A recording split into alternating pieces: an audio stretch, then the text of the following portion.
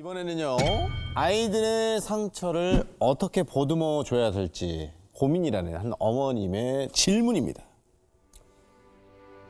이혼한 지 2년 된 돌싱입니다. 7살 딸과 5살 아들을 전 남편이 양육 중인데요.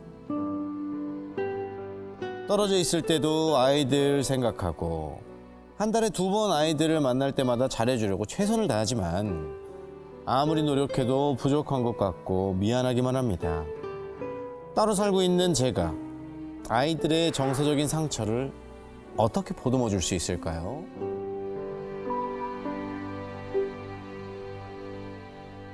아이들에 대한 걱정이 이만저만이 아니신 것 같은데 아이들은 빨리 진짜 만나 걱정이죠. 뵙죠. 네. 어디 계십니까? 네, 가운데 반갑습니다. 앉아 계시네요. 반갑습니다. 전 남편께서 키우고 있는 아이들의 이 상처를 말씀을 해주셨는데 혹시 뭐 아이들이 좀 상처를 많이 받았구나라고 좀 느껴지실 때가 있을까요? 제가 지금 이혼한 지 2년 차 됐는데 한 달에 2번 주말에 만나고 있거든요. 근데 6개월 때까지는 아이들이 분리불안이 너무 심한 거예요. 예를 들면 밤에 이유 없이 우는 거는 다반사였고 밖에 나가면 엄마가 눈에 안 보이면 아무것도 못해요, 애들이. 심지어 화장실을 가거나 어디를 데려가면 아들은 아기띠를 하고 그럼 엄마 나는 하면서 딸이 저를 찾아요. 그래서 아들은 뒤에 아기띠를 업고 딸은 앞에 안고 딸이 엄마 오늘은 좋고 내일은 싫어. 왜?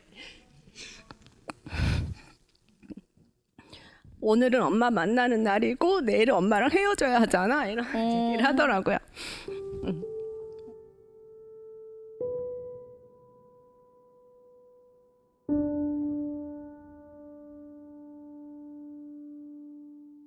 엄마, 나 뒤에서 볼 테니까 가지 말고 계속 손인사 해줘.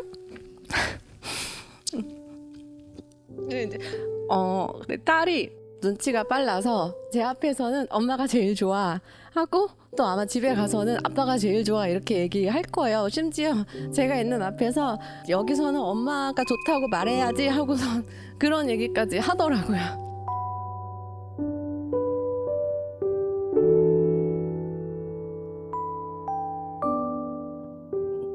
그래서 좀 미안한 마음이 그래서 자식 사랑은 당신의 몸을 통해서 이렇게 나왔으니까 아빠 사랑이랑 좀 더 다르다고 들었거든요. 혹시 아이들을 좀 기회가 된다면 데리고 오고 싶은 마음도 조금 있으십니까? 많이 있습니다. 아무래도 경력 단절이 됐고 그냥 육아와 살림만 전담해서 하다 보니까 제가 할 수 있는 게 없더라고요. 당장에. 그리고 2 아이들을 데리고 오려면 누군가는 옆에서 도와주는 사람이 필요한데 그때 그럼 베이비시터이거나 아니면 친정 어머니란 말이에요. 근데 저희 친정 어머니는 또 저희 사별한 오빠의 조카를 지금 같이 키우고 계세요. 그래서 제가 거기다가 더 숟가락 더 얹어서 우리 애들도 좀 봐주세요라고 할 수가 없는 거예요. 그래서 고민을 많이 하다가 그래도 아이들에게는 지금의 환경이 바뀌지 않고 계속 적응을 하고 다만 엄마만 가끔 엄마랑 데이트하는 거야 라는 기분이 들게끔 아이들을 위해서 그게 좋겠다라고 생각은 했는데요. 약간 후회가 되긴 하더라고요. 그때 내가 무리해서라도 데리고 와야 되지 않았나 하는 생각은 지금도 하고 있어요.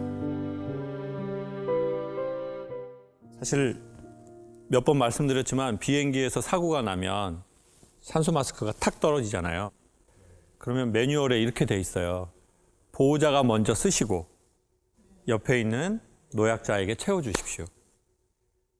그래서 지금 이 문제를 잘 이끌고 나가려면 사실 지금 아이를 생각해야 되는 것 같지만 아이들을 챙기려면 먼저 엄마를 챙겨야 된다고 생각해요. 왜? 엄마가 여기에서 산소가 공급이 안 되면 애들은 끝나는 거예요. 그리고 또 너무 좋은 메시지가 뭐냐면 아이들 둘이 문맥 하나에 너무 슬프고도 또 소설 같고 영화 같은 말이잖아요. 엄마 여기 있어라는 말과 나 오늘 너무 좋고 내일부터는 나 너무 싫어. 그러니까 떨어져 있지만 아직 우리가 우리 아이와 끈이 연결되어 있다는 거예요. 되게 강하게. 그래서 엄마가 건강하게 자리를 잡아야 된다. 육체적으로, 정신적으로, 사회적으로. 이제 충분히 새로운 경력을 쌓을 수 있으니까. 아이들이 진짜 슬픈 게 뭔지 아세요? 엄마가 그런 상황에서 어쩔 수 없이 우리와 함께 살지 못한 게 힘든 게 아니라 내가 컸는데 우리 엄마가 되게 슬프고 힘들게 살거나 나 때문에 힘들어 한다는 거예요. 그게 자식들이 가장 힘든 지점이에요. 그리고 제가 보기에 애들 만나서 잘해주려고 하시는 건 전 비추. 아이들이 다 느끼거든요. 엄마가 미안해서 잘해주려고 하는 느낌을. 그러면 애들은 더 괜찮은 티를 내요.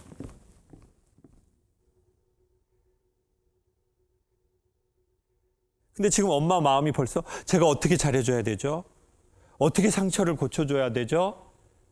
그 마음 안 가져도 그렇게 하게 돼 있어요. 존재가 그러니까. 그러니 말대로 그렇게 안 되지만 막 상처를 치료하려고 하지 말고 그냥 애들 기다렸다가 만나면 그냥 반갑잖아요. 그러면 그냥 그대로. 그래서 내가 오히려 이 마음에 힘든 거를 이거 일종의 광풍이거든요. 그래서 이 광풍을 잘 이용해서 도출을 올려서 전보다 우리가 더 나아갈 수도 있다고 봐요. 이 바람을 없앨 수는 없지만. 그래서 제가 보기에 반드시 그렇게 말할 수는 없지만 너무 일찍 눈을 띄게 하지 말고 웬만하면 아이는 그 나이 때의 아이로. 이제 그러려면 엄마가 좀 이렇게 자리를 잡으면 그렇게 되겠죠. 아이들의 어린 시절에 엄마가 꼭 하고 싶은 얘기. 딸,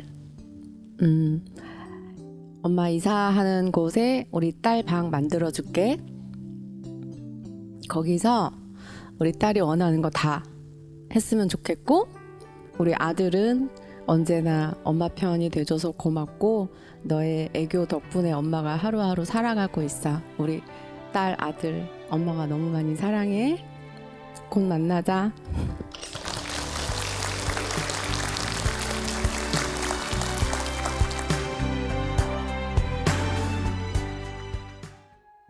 저는 9살 외동 아들을 키우며 사는 돌싱입니다.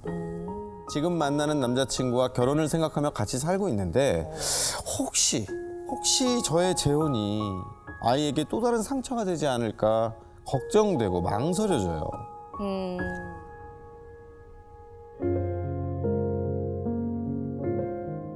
아이에게 아빠를 만들어주고 싶다가도 오히려 아이를 생각해 헤어져야 하는 건가 싶기도 하고 마음이 계속 왔다 갔다 하는데 저는 대체 어떻게 해야 할까요?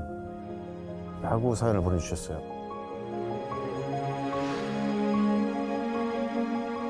직접 만나보실게요. 어디 계신가요? 네, 반갑습니다. 네, 반갑습니다. 실례가 안 되면 아이가 아들인지 딸인지 한번 여쭤볼 수 있을까요? 아들입니다. 아들입니다. 그럼 아이에게 혹시나 상처가 되지 않을까 고민이 좀 된다고 하셨는데 그렇게 생각하게 된 이유가 좀 있을까요? 자기가 선택하지 않은 재혼 가정이 되는 게 나중에 성장 과정에서 엄마는 마음대로 그냥 둘에서 셋이 돼버렸고 이렇게 원망을 할까 봐 나중에.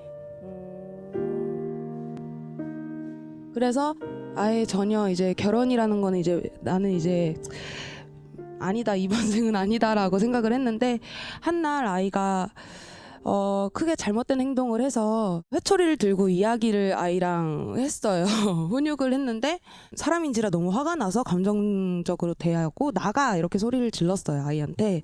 어머. 근데 아이가 눈물을 뚝뚝 흘리면서 혼자 옷을 입고 나가더라고요. 아이고.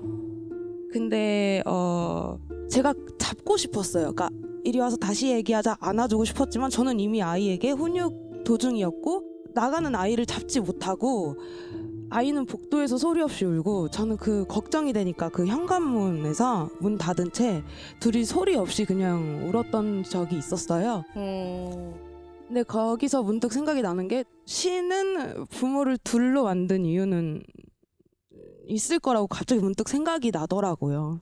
너무 마음을 닫고 살았나, 새로운 가정에 대한, 결혼에 대한 벽을 너무 쌓고 살았나.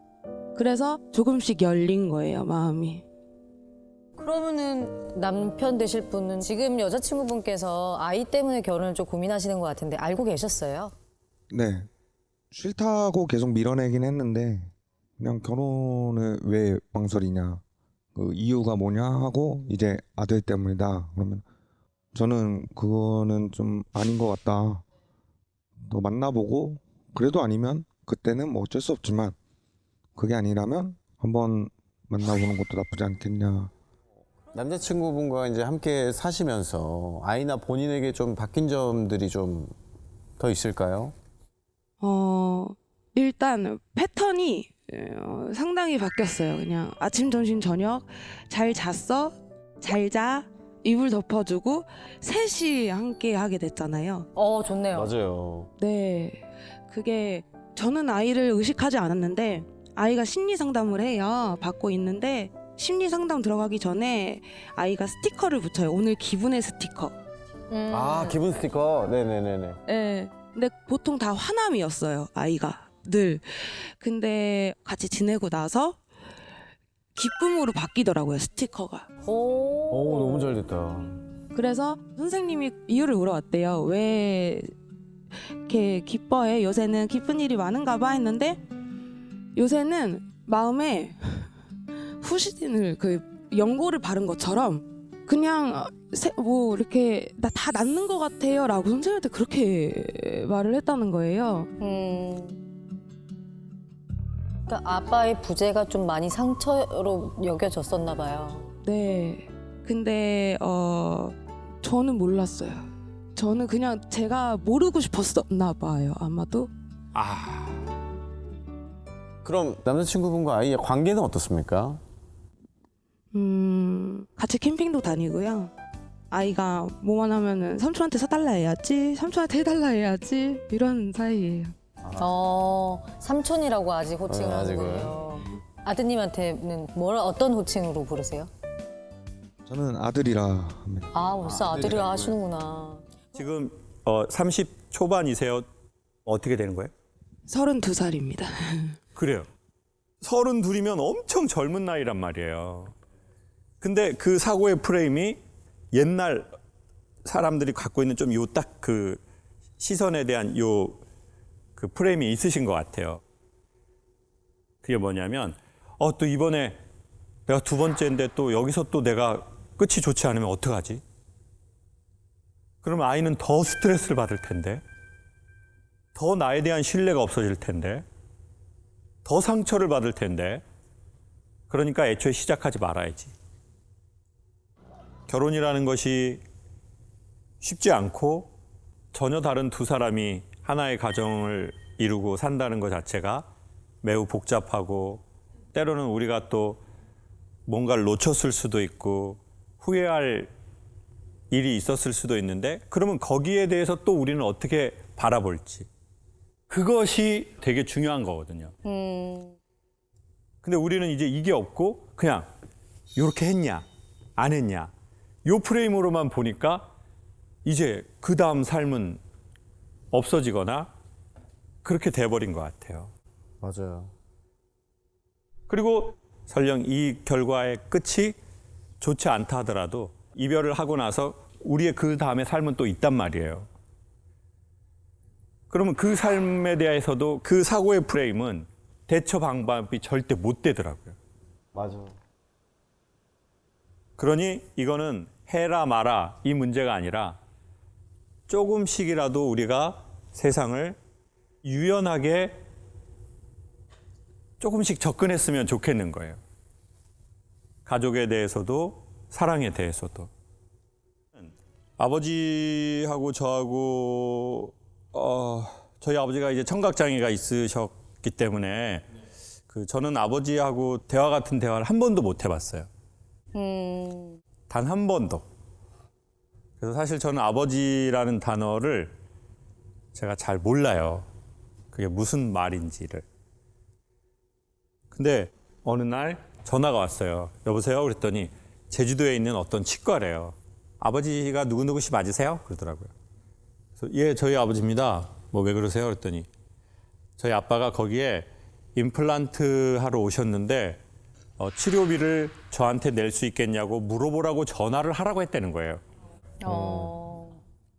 저희 집이 자식이 6명인데 왜 내가 아다리가 됐을까?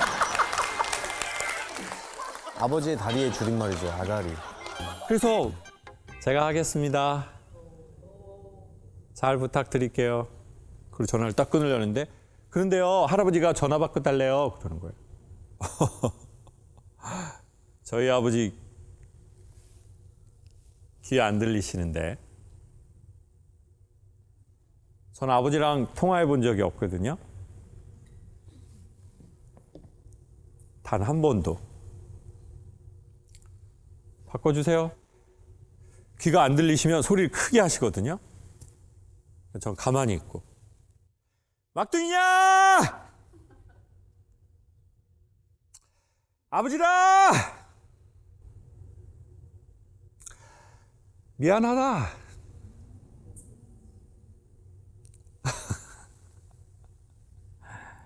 내 미안하다는 얘기를 진짜 미안하신지 작게 하시더라고요. 마음이 진짜 미안하신가 보네. 그 생각이 들더라고요. 이랬건 저랬건 아들아 미안하다. 근데 이걸 맨날 말로 할 필요 없어요. 가족은 눈빛으로도 알고 얼굴 표정으로도 알고 그렇지만 언젠가 중요한 포인트에서 말해줄 필요는 있겠죠. 엄마가 매우 미안하게 생각하고 있다. 그게 엄마의 가슴에 큰 돌이 되었다.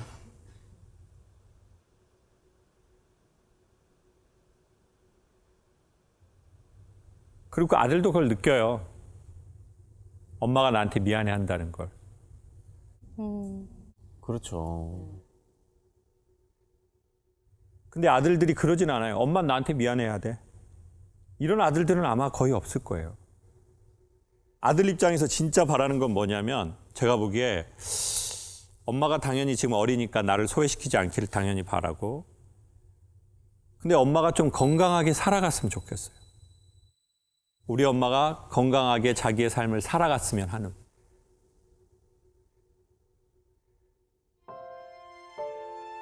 누군가와 그래도 조금 나긋나긋한 좋은 관계로.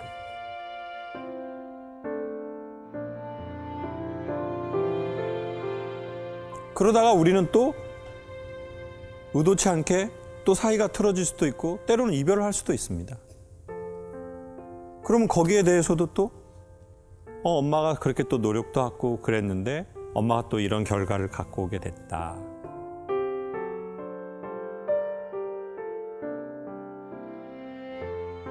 저는 그러한 방향이 더 좋은 것 같아요. 너무 아무것도 두려워서 하지 못하는 것은 비추 같습니다. 지금 찾아온 것이 매우 진솔하고 괜찮은 사랑이라면 저는 주사위를 던져보시라고 말하겠습니다.